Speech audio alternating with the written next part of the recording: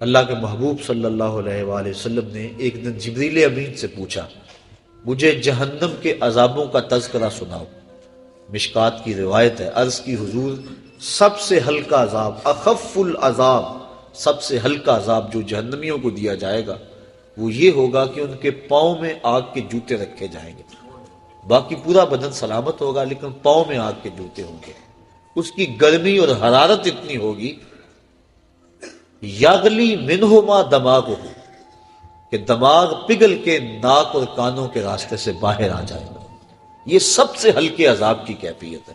جو سخت عذاب ہے العیاذ باللہ، آج لوگ پرواہ نہیں کرتے، بلکہ کئی لوگ ایسی بات کہتے ہوئے پائے گئے ہیں کہ کوئی بات نہیں، اگر گئے بھی تو ایک غوطہ لگے گا پھر جنت میں چلے جائیں گے۔ فما اصبرہم علی النار، لوگوں کا آگ پر کتنا حوصلہ ہے۔ اللہ کے محبوب صلی اللہ علیہ وسلم تشریف فرما تھے کہ ایک صدا سنی، آواز آئی، ہما سے ابا یہ آواز بلا کیسی ہے؟ عرض کی اللہ اس کا رسول خوب جانتا ہے۔ فرمایا 70 سال قبل جہنم میں ایک پتھر پھینکا گیا تھا، اب اس کے پیندے میں گرا ہے، یہ اس کے گرنے کی آواز ہے۔ تو جہنم کی گہرائی 70 سال کی مسافت پہ ہے، اور اگر ایک غوطہ بھی لگا تو 140 سال لگ جائے۔ تو کتنے حوصلے سے، کتنی ڈٹائی سے کہہ دیا جاتا ہے کوئی بات نہیں۔ کوئی کہتا ہے یہ جہاں مٹھا اگلا کس نے ڈٹھا۔ حضرت غوث اعظم شیخ عبد القادر جیلانی رحمت اللہ تعالی علیہ فرماتے ہیں، جاؤ قبرستان میں جا کے دیکھو کتنے کتنے حسینوں کی مٹی خراب ہو رہی ہے، جو اپنے بدن پہ چٹکی مٹی نہیں پڑنے دیتے تھے، آج ان کا کفن بھی تار تار ہو گیا۔ اللہ اکبر۔ تو جہنم کے عذاب بڑے سخت ہیں۔ روایات میں آتا ہے جب جہنمی جہنم میں جائے گا، اس شدت کی پیاس لگے گی اور بار بار تقاضا کرے گا مجھے پانی دیا جائے۔ 70 سال تو اس کی آواز کوئی نہیں سنے گا۔ 70 سال کے بعد داروغہ جہنم دھڑک کے کہے گا بتا کیا چاہیے؟ وہ کہے گا مجھے پانی چاہیے۔ تو داروغہ جہنم اس کو پانی دے گا۔ کون سا؟ منرل واٹر کی بوتل تھمائے گا اس کے ہاتھ میں، یا کوکا کولا یا پیپسی؟ قرآن پڑھیے، اس کو 2 پانی دیے جائیں گے، مائے حمیم اور مائے غسلین۔ مائے حمیم کھولتا ہوا پانی، اور ابن رجب حنبلی لکھتے ہیں وہ اتنا گرم ہوگا جب کٹورے میں رکھ کے اس کو دیا جائے گا اور وہ پینے کے لیے منہ کے قریب بڑھائے گا تو اس کے چہرے کی کھال اس کی بھاپ سے ادڑ کے اس کے اندر گر پڑے گی، اس قدر وہ گرم ہوگا۔ دوسرا پانی اس کو مائے غسلین دیا جائے گا، اور یہ جہنمیوں کی پیپ کا پانی ہوگا، اور اتنا بدبودار ہوگا اگر اس کا ایک قطرہ اب دنیا پہ ڈال دیا جائے تو اس کی بدبو سے لوگوں کے دماغ پھٹ جائیں۔ انسان تو انسان رہے، جانوروں کے دماغ اس کی بدبو سے پھٹ جائیں۔ تو وہ سخت عذاب ہے جہنم کے۔ عرض کی حضور وہ عذاب میں نہیں سہ سکتا، گو سنگسار کرنا سزا ہے زنا کی شادی شدہ کے لیے، لیکن میں دنیا کے اوپر اپنے آپ کو پاک کر کے آخرت میں سرخرو ہو کے جانا چاہتا ہوں۔ آقا کریم نے فرمایا کہ اس نے شراب تو نہیں پی رکھی کہ نشے میں کہہ رہا ہوں؟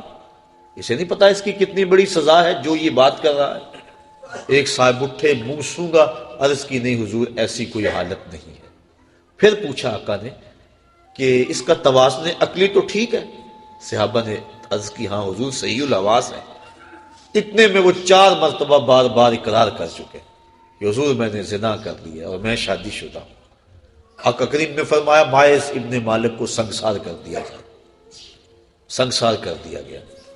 جب ان کو پتھر مارے جا رہے تھے، ایک روایت کے لفظ ہیں کہ حضور مسجد نبوی میں سخت اضطراب میں مبتلا تھے، آنکھوں میں آنسو، کبھی کھڑے ہو جاتے ہیں کبھی بیٹھ جاتے ہیں۔ کسی نے پوچھا بندہ نواز خود ہی تو حکم دیا اور خود ہی رو رہے ہو؟ کہا وہ میرا عدل تھا، یہ میری محبت ہے۔ اب انہیں جب سنگسار کر دیا گیا، حضور ان کا جنازہ پڑھانے کے لیے نکلے۔ کسی نے تحقیرانہ لہجے میں کہا لو مائز نے زنا کیا تھا، بس آقا کریم کے چہرے پہ سرخیاں دوڑنے لگی، غصے میں آ گئے۔ فرمایا خبردار اگر کسی نے میرے مائز پہ بات کی، میرے مائز نے ایسی سچی توبہ کی ہے اگر روئے زمین کے تمام مسلمانوں میں تقسیم کر دی جائے سب کی مغفرت ہو جائے، کہ اس نے اپنے آپ کو حد شرع کے لیے خود پیش کیا ہے۔ اور جب کوئی شخص اپنے آپ کے اوپر حد شرعی کا نفاذ کروا لیتا ہے وہ ایسے پاک ہو جاتا ہے جیسے ابھی ماں کے پیٹ سے اس نے جنم لیا۔ اب حضرت ماعز ابن مالک کا جنازہ حضور نے خود پڑھایا۔ ان کی وفات کا دوسرا دن تھا یا تیسرا دن، راوی کو شک ہے کہ دوسرا دن تھا یا تیسرا دن۔ اللہ کے محبوب صلی اللہ علیہ وآلہ وسلم ان کے گھر تشریف لے گئے۔ جب حضور تشریف لے گئے، حدیث کے لفظ ہیں وَهُمْ جُلُوسٌ، جب حضور گئے تو وہاں کافی لوگ صحابہ بیٹھے ہوئے تھے۔ آقا کریم نے ارشاد فرمایا اپنے بھائی ماعز کے لیے مغفرت کی دعا کرو۔ اگر دعا ہی مقصود ہوتی تو وہ گھر بیٹھے بھی ہو سکتی تھی، اگر دعا ہی مقصود تھی تو وہ حجرہ عائشہ میں بھی ہو سکتی تھی، وہ ستون تہجد کے پاس بھی ہو سکتی تھی، وہ مسجد نبوی میں بھی ہو سکتی تھی، نماز کے بعد اجتماع میں دعا کی جا سکتی تھی، پھر نماز جنازہ خود دعا ہے۔ پھر آقا کریم یہ بھی فرما چکے ہیں کہ میرے ماعز نے ایسی سچی توبہ کی ہے اگر روئے زمین کے لوگوں کو تقسیم کر دی جائے لَكَفَاهُمْ، ان کے لیے بھی کافی ہو۔ تو پھر حضور ان کے گھر دعا مانگنے کے لیے کیوں گئے؟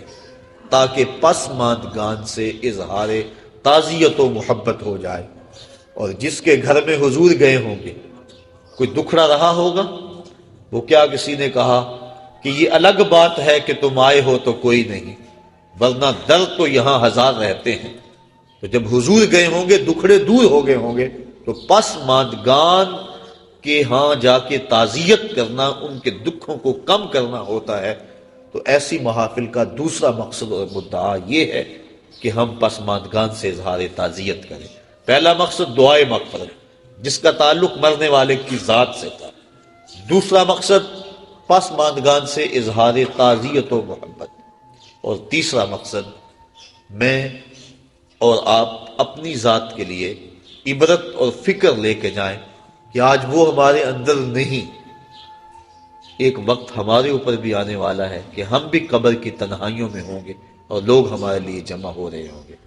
جب وہ گھر سے نکلے تھے تو انہیں تو یہ پتہ نہیں تھا کہ میں واپس پلٹ کے آ نہیں سکوں گا، نہ بچوں کو پتا تھا کہ ہم اپنے باپ کو آخری بار دیکھ رہے ہیں۔ اس قدر موت قریب ہے۔ فرمایا زندگی اور موت کے بارے میں کیا خیال ہے؟ عرض کی حضور فجر کی نماز پڑھی ہے، پتہ نہیں ظہر پڑھ سکیں گے یا کہ نہیں۔ کہا میری صحبت میں رہتے اور اتنی لمبی امید؟ عرض کی حضور ظہر پڑھی ہے، پتہ نہیں عصر پڑھنے کا موقع نصیب ہوگا یا کہ نہیں۔ ایک بولا عصر پڑھی ہے، پتہ نہیں مغرب پڑھ پائیں یا کہ نہیں۔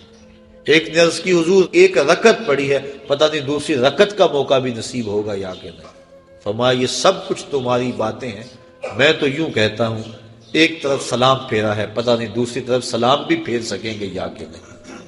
اس قدر موت قریب ہے، اور جب ہمیں اس بات کا یقین و اذعان ہے کہ موت اتنی قریب ہے، اور موت کا انکار بھی کوئی نہیں کرتا، لوگوں نے خدا کا انکار کر دیا لیکن آج تک کسی فرقے نے، کسی گروہ نے، کسی جتھے نے آج تک موت کا انکار نہیں کیا۔ ہر شے میں اختلاف پایا جاتا ہے، موت ایک ایسی چیز ہے جس میں کسی فرقے کا، کسی گروہ کا، مذہب کا اختلاف نہیں۔ تو موت ایک اٹل حقیقت ہے جس سے رستگاری کسی کو نہیں۔ اس کا وقت بھی نہیں بتایا گیا کہ کس وقت پیغام اجل آ جائے، تو قبل اس سے کہ وہ وقت آئے ہم نے اپنی زندگی کی راہیں ٹھیک کرنی ہے۔ حضرت امام غزالی رحمۃ اللہ تعالی علیہ فرماتے ہیں کہ موت کا کھٹکا اور خدشہ ہر شخص کو ہے، لیکن تین طرح سے لوگ موت سے ڈرتے ہیں۔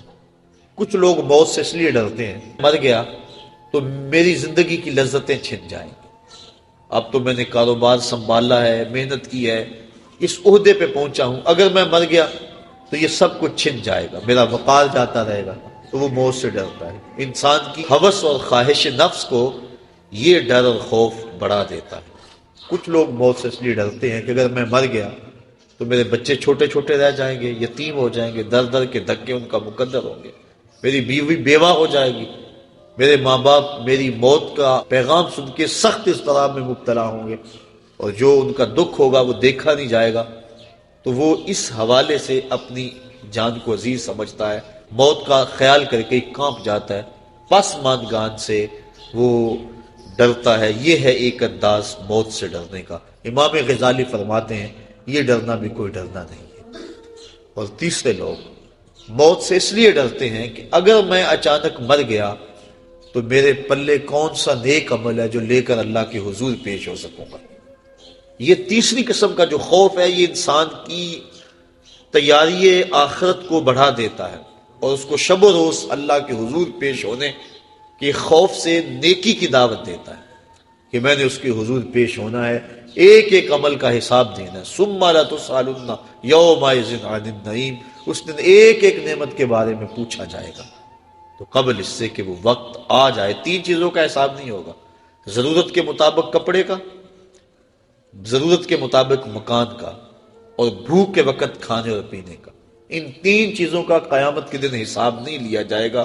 اس کے علاوہ زندگی میں جتنی بھی ہمیں نعمتیں دی گئی ہیں ان کا حساب لیا جائے گا، اور قرآن مجید کی یہ نص موجود ہے، ثم لتسألن یومئذ عن النعیم، اس دن ایک ایک نعمت کے بارے میں بندے سے سوال کیا جائے گا۔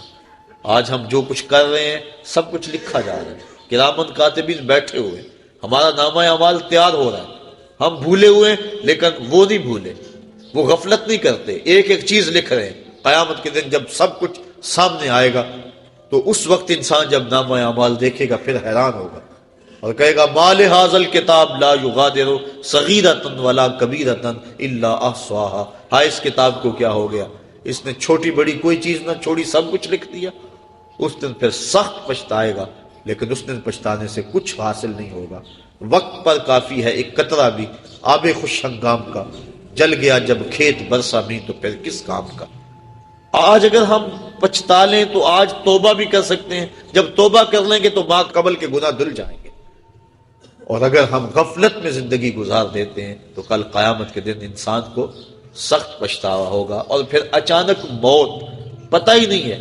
بندہ اپنی توبہ کو مؤخر کرتا رہتا ہے، اس کو کہتے ہیں طول عمل، مؤخر کرتا رہتا، ابھی میری بڑی زندگی پڑی ہے۔ بعض اوقات کسی کو کہے نا نیکی کی دعوت دیں، وہ کہتا ہے جناب بس میں ریٹائرمنٹ لے لوں، اس کے بعد انشاءاللہ میں نے بچوں کی شادیاں کرنی ہیں، پھر حج کرنا ہے، پھر میں ہوں گا اور مسجد ہوگی۔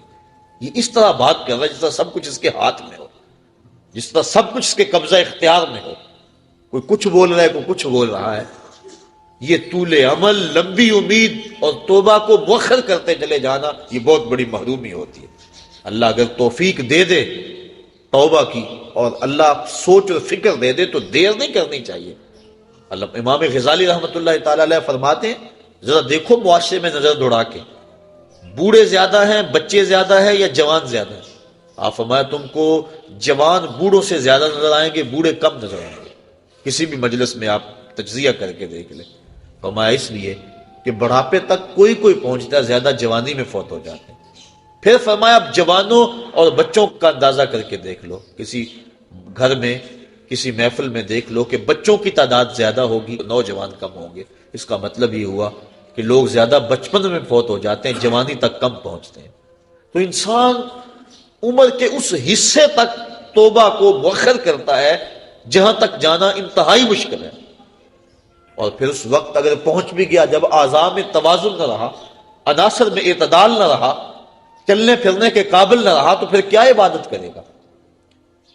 در جوانی توبہ کردن شیوائے پیغمبری، وقت پیری گرگ ظالم بھی شود پرہیزگار۔ اللہ کے محبوب صلی اللہ علیہ وسلم نے ارشاد فرمایا 7 اشخاص ہیں اللہ جنہیں اپنے عرش کا ٹھنڈا سایہ نصیب فرمائے گا۔ ان میں سے ایک شخص فرمایا وَشَابٌ نَشَأَ فِي عِبَادَةِ اللَّهِ، وہ شخص جس کی جوانی اللہ کی عبادت میں گزری۔ کہا جاتا جوانی مستانی ہے، لیکن جس نے نکیل ڈال لی جوانی کو اور کھینچ کے اس کو در محبوب پہ لے آیا اور اس پیشانی کو جھکا کے مالک کی چوکھٹ پہ رکھ دیا، آج تو لوگ اسے کہیں گے یہ مسیطڑ ہو گیا، اسے کیا پتا دنیا کیا ہے، لیکن کل قیامت کے دن قدر و قیمت معلوم ہوگی اس مسیطڑ کی، اس کو کتنی اللہ عزت دیتا ہے۔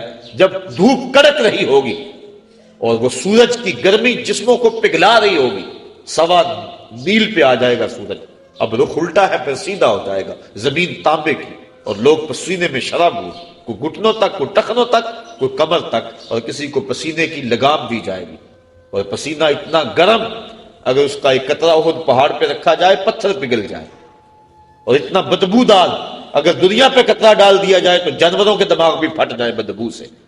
اس پسینے میں لوگ شرابور ہوں گے، لیکن فرمایا 7 اشخاص ایسے ہیں کہ جنہیں اللہ اپنے عرش کا ٹھنڈا سایہ نصیب فرمائے گا۔ ان میں سے ایک شخص وَشَابٌ نَشَأَ فِي عِبَادَةِ اللَّهِ، وہ جوان جس نے اپنی جوانی اللہ کی عبادت میں گزاری۔ اور اللہ کے محبوب صلی اللہ علیہ وسلم نے ارشاد فرمایا میں اللہ کا حبیب ہوں اور جو جوان جوانی میں توبہ کرے وہ بھی اللہ کا حبیب ہے۔ کتنا بڑا اعزاز ہے۔ ہم کیوں غافل ہیں؟ کیا ہمیں مرنا یاد نہیں ہے؟ اپنی توبہ کو کیوں مؤخر کرتے ہیں؟ انسان کو یقین بھی ہو کہ میری زندگی اتنی ہے تو توبہ اس یقین کے ساتھ مؤخر کرے، تو اسے پھر بھی خیال کرنا چاہیے کہ اب جو میرے دل کی حالت ہے شاید پھر دوبارہ کبھی نہ ہو۔ اب جو دل کی کیفیت بنی ہے، عمر اگر ہو بھی تو دوبارہ یہ کیفیت ہی نہ بنے، غلاف ایسے چڑھ جائیں، غفلت اتنی طاری ہو جائے کہ دوبارہ اس سمت میں آؤں ہی نہ۔ بنی اسرائیل میں ایک شخص تھا، اس کو بذریعہ وحی خبر دی گئی کہ اس کی عمر 1000 سال ہے۔ وہ بڑا متقی اور پرہیزگار تھا۔ اس نے کہا میری اتنی لمبی عمر ہے اور توبہ کا دروازہ آخری سانس تک کھلا ہوا ہے، تو میں کیوں اپنے آپ کو عبادت کی بھٹی میں جلاؤں؟ اس نے کہا کہ میں 900 سال گناہ کر لیتا ہوں، 100 سال قبل توبہ کر لوں گا۔ پھر اس نے ایسا ہی کیا۔ علماء لکھتے ہیں کہ وہ 900 سال گناہ کرتا رہا۔ جب 100 سال رہ گیا اور اس کو خیال آیا کہ میں نے 100 سال قبل توبہ کرنی ہے، کیونکہ دل اس کا سیاہ ہو چکا تھا، گناہوں کی لت پڑ چکی تھی، اب اس نے کہا کہ 100 سال بھی کیا ضرورت ہے نیکی کی بھٹی میں جلنے کی، آتش نیکی میں اپنے آپ کو گالنے کی، میں 90 سال اور گناہ کر لیتا ہوں اور آخری 10 سال قبل توبہ کر لوں گا۔ پھر 90 سال بھی بیت گئے۔ اس کے بعد پھر 90 سال کے بعد 10 سال آئے، توبہ کا خیال آیا، پھر کہا 1 سال قبل کر لوں گا، تک 1 مہینہ، 1 ہفتہ، علامہ رومی کہتے ہیں 1 دن باقی رہ گیا، اور اب وہ کہتا تھا میں یہ کر لوں وہ کر لوں، فلاں چیز رہ گئی ہے، حتیٰ کہ اس کی روح دبوچ لی گئی، اس کو توبہ کی توفیق نہ ہو سکی۔ تو انسان کا اگر دل راغب ہو جائے اچھائی کی طرف، نیکی کی طرف، اس کو توبہ کرتے ہوئے دیر نہیں کرنی چاہیے، اگر یقین بھی ہو کہ میری زندگی اتنی ہے۔ لیکن ہمیں تو اپنی زندگی پر بھروسہ ہی نہیں ہے۔ آج کل موتیں اچانک آ رہی ہیں۔ حضور نبی رحمت صلی اللہ علیہ وسلم نے اچانک موت سے پناہ مانگی، اللہم انی اعوذ بک من الموت الفجاۃ، اے اللہ اچانک موت سے تیری پناہ مانگتا ہوں۔ حضرت یعقوب علیہ السلام وعدہ لیا ہوا تھا حضرت اسرائیل علیہ السلام سے کہ میری روح قبض کرنے کے لیے اچانک نہیں آنا، پہلے کوئی قاصد یا کوئی پیغام بھیج دینا تاکہ میں موت کی تیاری کر لوں۔ ایسا ہی ہوا۔ حضرت اسرائیل علیہ السلام ایک دن حاضر ہوئے، پوچھا کہاں آئے ہو، کدھر آئے ہو؟ کہا میں قبض روح کے لیے آیا۔ کہا تم نے تو وعدہ کیا تھا کہ پہلے کوئی قاصد یا پیغام بھیجوں گا، تم نے نہ کوئی قاصد بھیجا نہ پیغام بھیجا۔ کہا حضرت آپ کے سامنے کتنے لوگوں کی موت واقع ہوئی ہے، یہ میرا قاصد نہیں تھا تو اور کیا تھا۔ آپ کی داڑھی میں سفید بال آ گئے، یہ میرا قاصد نہیں تھا تو اور کیا تھا۔ آپ کی آنکھوں میں سفیدی اتر آئی ہے، یہ میرا قاصد نہیں تھا تو اور کیا تھا۔ تو لوگوں کی موت ہمارے لیے سامان عبرت ہے، یہ ہمارے لیے پیغام ہے موت۔ داڑھی میں سفید بال آنے لگے تو سمجھ لو موت کا قاصد آ گیا۔ حضرت عمر فاروق رضی اللہ تعالیٰ عنہ صبح و شام دوپہر ایک ملازم آ کے آپ کو کہتا اے عمر موت کو نہیں بھولنا، کپ کپ آ کے رہ جاتے، اپنا محاسبہ کرتے، توبہ کرتے۔ 2-3 مرتبہ دن میں وہ حاضر ہوتا۔ ایک دن وہ آیا، آپ نے اس کو مشاہدہ دیا، کہا میاں آج کے بعد نہیں آنا۔ حضرت مجھ سے کوئی گستاخی ہوگی؟ کہا نہیں۔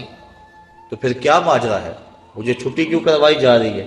تو حضرت عمر فاروق نے داڑھی پہ ہاتھ رکھا، ایک بال الگ کیا، وہ بال سفید ہو چکا تھا۔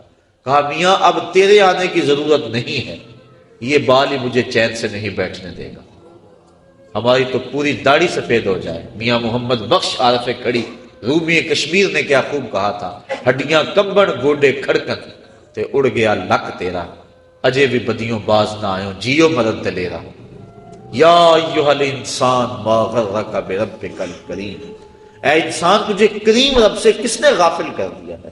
الذی خلقک فسواک فعدلک فی ای صورت ما شاء رکبک، جس رب نے تجھے پیدا کیا، تیرے اعضاء کو توازن دیا، تجھے حسن دیا، تجھے جوانی بخشی، تجھے گوناگون نعمتوں سے نوازا، تجھے سلیقہ دیا، تجھے چلنے کا طریقہ دیا، تجھے حواس خمسہ سے نوازا، تجھے بہتریاں اور بھلائیاں نصیب کی، اور اس مالک کا در چھوڑ کر تو کہاں بھاگ رہا ہے؟ ما غرک بربک الکریم، بتا وہ کون سی چیز ہے جس نے تجھے رب سے مغرور کر دیا؟ دولت وہ 4 دن کی کہانی ہے، حسن ڈھل جانے والا ہے، دولت ختم ہو جانے والی ہے، جوانی وہ آج ہے کل نہیں ہوگی۔ تو کس چیز نے تجھے مغرور کر دیا؟ مالک کے حضور ہم نے اپنی محبتوں اور اپنی الفتوں کا خراج پیش کرنا ہے، اور اس کی عبادت سے، اس کے ذکر و فکر سے اپنے اندر کو تابیدگی دینی ہے۔ ایسا نہ ہو کہ ہماری زندگی ساری برباد ہو جائے اور پھر بعد میں ڈاڈا پچھتاوا ہو۔ یہ مرنے والے ہمارے لیے سامان عبرت ہیں۔ اللہ تعالیٰ جل شانہ اپنے محبوب صلی اللہ علیہ وسلم کے صدقے مرحوم کو کروٹ کروٹ جنت کی بہاریں نصیب فرمائے، اور ہمیں یہ سوچنے کی توفیق عطا فرمائے کہ آج وہ نہیں ہے، کل ہم نہیں ہیں، آج وہ قبر کی تنہائیوں میں ان کی جگہ ہم بھی تو ہو سکتے تھے۔ حضرت امام غزالی فرماتے ہیں اللہ نے مرنے والوں کے ذریعے سے جو پسماندگان ہیں ان پر احسان کیا۔ پوچھا گیا وہ احسان کیسے؟ وہ تو بیچارے دکھ میں مبتلا ہیں، جن کا بھائی بچھڑ گیا، جن کا بیٹا بچھڑ گیا، جن کا باپ بچھڑ گیا، وہ تو دکھ میں ہے۔ آپ کہتے ہیں احسان ہوا؟ فرمایا وہ اس اعتبار سے کہ اس کی موت کو ان سب کے لیے عبرت بنا دیا گیا، اور اس کی موت کو دیکھ کر یہ توبہ کر لیں، اپنے معاملات حیات درست کر لیں اور آخرت کی تیاری کر لیں۔ اور اگر ان میں سے کسی کی موت کو اس کے لیے عبرت بنا دیا جاتا تو یہ کیا کرتے؟ اس لیے اللہ نے مرنے والوں کے ذریعے سے جو باقی پسماندگان ہیں ان پر احسان کیا، اور ان کو ایک اور موقع سنبھلنے کا دیا کہ وہ سنبھل جائیں اور اپنی زندگی کی راہیں ٹھیک کر لیں۔ تو یہ ہمارے لیے ایک موقع ہے کہ ہم اپنی زندگی کی راہوں کی درستگی کا سامان کریں۔ آج وہ چلے گئے، ہمیں پیغام دے گئے کہ میاں تم بھی ہمارے پیچھے آ رہے ہو، اور کوئی پتہ نہیں کہ پیغام اجل کس وقت آ جائے اور پھر کوئی حجت باقی نہ رہے۔ آئیے میں اور آپ اپنے مالک سے رجوع کریں اور اپنے مالک سے اپنے پچھلے گناہوں کی بخشش مانگے۔ آج ہم اگر توبہ کر لیتے پچھلے گناہ دھل جاتے ہیں، ماں قبل کے سارے گناہ معاف ہو جائیں گے۔ حضور نبی رحمت صلی اللہ علیہ وسلم نے ارشاد فرمایا التائب من الذنب کمن لا ذنب له، گناہ سے توبہ کرنے والا ایسا ہوتا ہے جس طرح اس نے گناہ کیا ہوا ہی نہیں۔ بالکل اللہ صاف اور پاک اسے فرماتا ہے جس طرح ماں کے بطن سے ابھی اس نے جنم لیا ہے۔ تو اگر آج ہم توبہ کر لیتے ہیں تو ماضی صاف ہے، اور آئندہ اپنی زندگی کو احتیاط سے گزاریں۔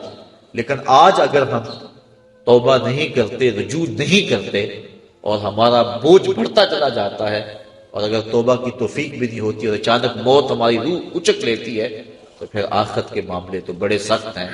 تو قبل اس سے کہ وہ وقت آئے اور پھر پچھتاوا لگے، مجھے اور آپ کو آج ہی اپنی اصلاح کرنی چاہیے۔ اللہ تعالیٰ جل شانہ مرحوم کو کروٹ کروٹ اپنے جوار رحمت میں جگہ نصیب فرمائے، اور پسماندگان کو صبر کی لازوال دولت عطا فرمائے، کیونکہ مشکل کے موقع پہ صبر ہی اجر کا باعث بنتا ہے۔